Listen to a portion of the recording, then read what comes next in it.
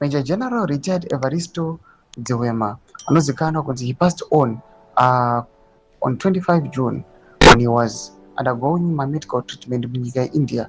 Panguva inei anoonekwa kunzi adeclarewa kuti ave Zimbabwe national hero. Ndisatapita mashoko anobuda panguva ino kuti anoonekwa kunzi panguva inei war veterans, generals nevanoonekwa kunzi they took part in elevating and making the 2017 November coup possible and successful. Panguva inoi they are dying slowly at a fast rate. Zarapina mashoko amudai kwa panguva ino.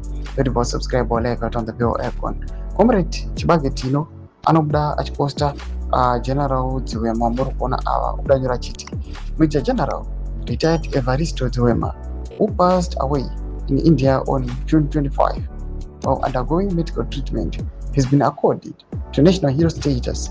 He will be laid to rest at the National Heroes Acre on Monday, with President Emmerson Mnangagwa expected to lead the proceedings.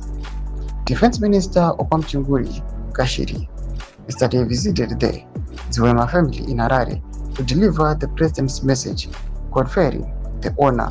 Dziwema, a respected former military officer, was 63. Toba developments arikuda panguva ino muri Zimbabwe tiona kuti aiwa panguva ino nyika yeZimbabwe iri kushamisika these dates. Panguva ino takaona mageneral panguva ino the same month watabva waJune vakanga vakati wadei vakatasawa namati madanda vari war veterans vanozikanwa kunzi vaimira pachokwadi.